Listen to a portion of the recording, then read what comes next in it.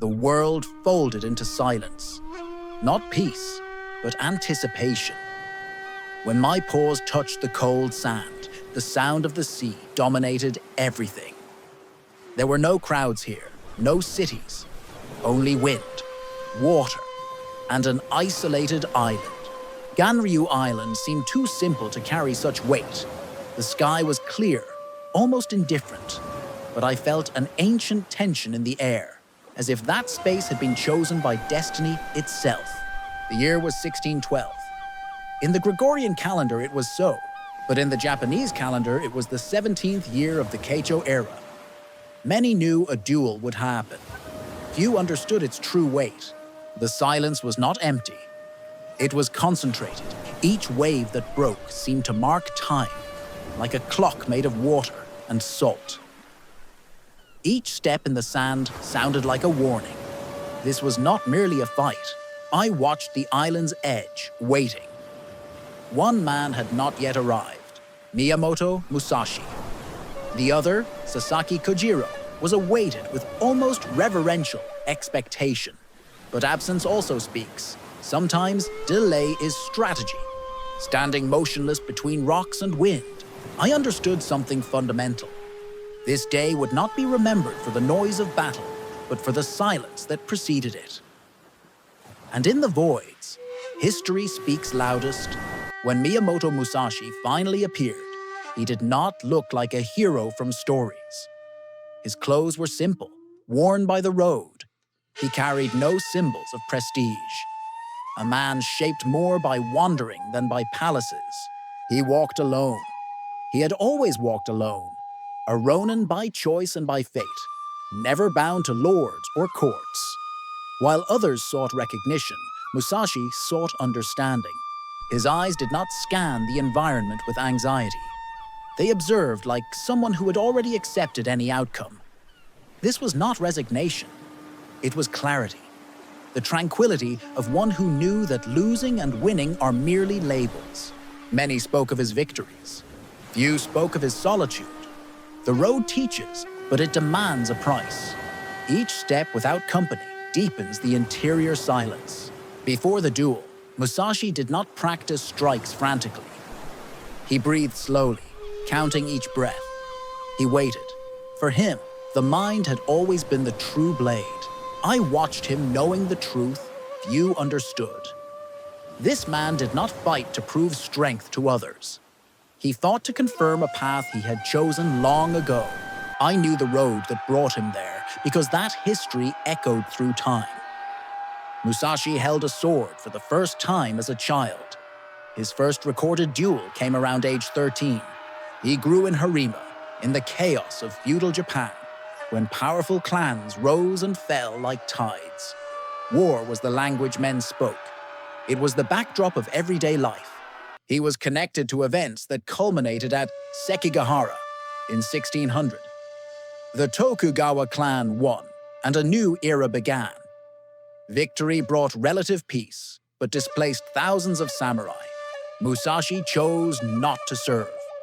He became a ronin, a masterless warrior, a ghost in a world that valued obedience. That choice cost him comfort, but preserved something rarer: freedom of thought.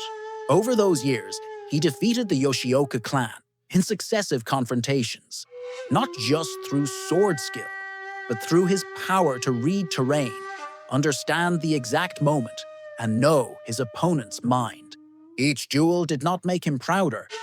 Each victory made him more silent. Musashi learned quickly a truth that takes lifetimes to understand. Victory requires no noise.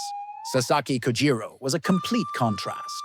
Young, famous, admired throughout the region. Master of the Nodachi, a long sword, elegant, almost theatrical in execution. Where Musashi was earth, Kojiro was wind. Kojiro loved to be seen. His movements were broad, generous, beautiful to watch. There was grace in them, precision that impressed. For many, he represented the pinnacle of pure technique. This duel did not oppose merely two swordsmen. It opposed two philosophies, two different understandings of what victory means. form against essence, appearance against intention.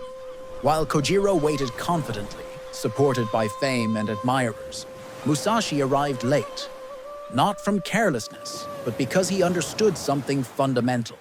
Whoever controls the rhythm of battle controls the entire battle. Impatience grows where the ego dwells, and ego, Musashi knew, always weighs. It weighs on mind, reaction, body. An impatient man makes errors before the first strike. I watched tension accumulate like clouds before a storm. The battle had already begun, not with swords, but in the mind. Musashi had already started his offense. Only Kojiro had not yet realized. Musashi arrived late, but too late to be chance. The sun was already rising. Kojiro was irritated. His confidence, which moments before was a fortress, was beginning to crack. On the way to the island, Musashi had done something simple but significant. Carved a wooden oar. It was not fine steel. It had no beauty of a master-forged weapon. But it was deliberate choice. The wood was longer than Kojiro's blade. Simple geometry. Greater length means greater reach, advantage. Musashi could strike without Kojiro reaching close enough to retaliate. While many warriors rely on tradition, this is how we do it. Musashi trusted only in reading the moment. No technique, however refined, is superior to understanding. The delay eroded Kojiro's calm like flowing water, erodes stone. His mind was no longer clear. An anxious mind, troubled and worried, weakens even the strongest arm.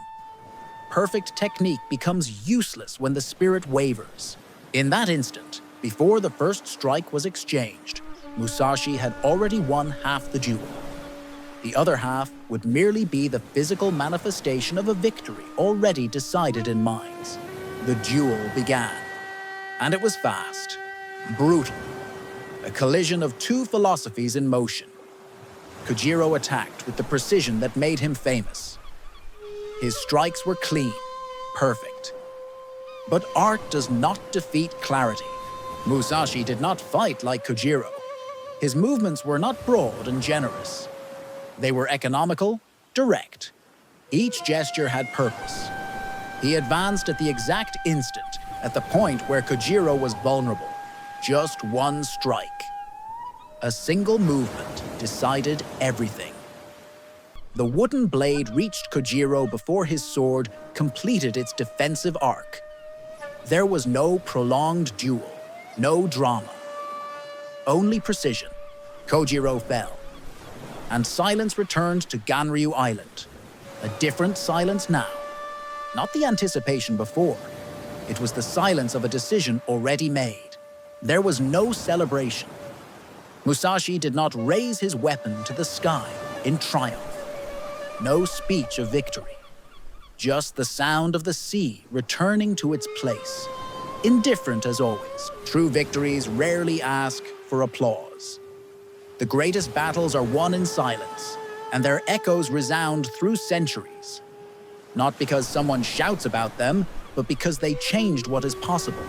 Musashi walked from the scene without looking back. This might seem cold, but it was consistent with everything he was. He did not seek fame.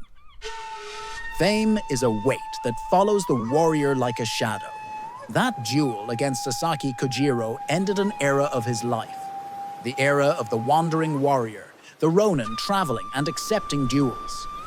It was the end of one chapter, but it opened another path simultaneously. The sword had fulfilled its purpose in Musashi's story. It had been his teacher, his professor, his language when he had no words. The sword had said all it could say. Now, thought demanded space. Musashi understood something few beings can accept. Victory does not mean staying on the battlefield. It does not mean repeating victory endlessly, trying again to prove you are the best.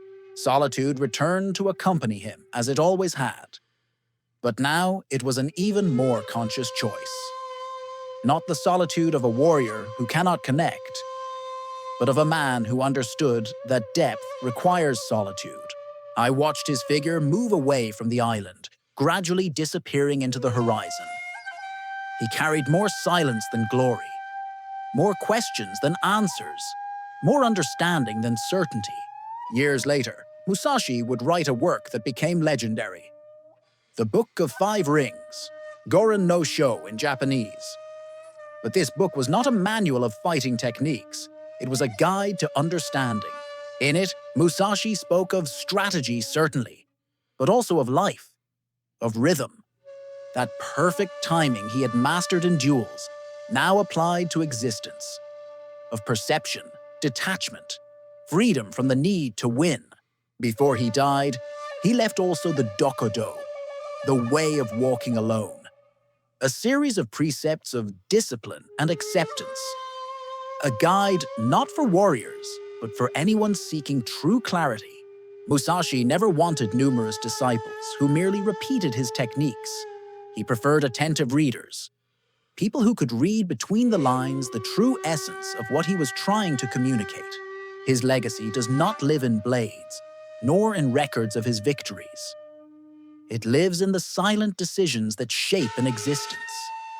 It lives in the understanding that the greatest fight is always within. Some conquer battles, territories, reputations. Others conquer themselves. Musashi chose the second path. And it was precisely that choice that made him truly invincible.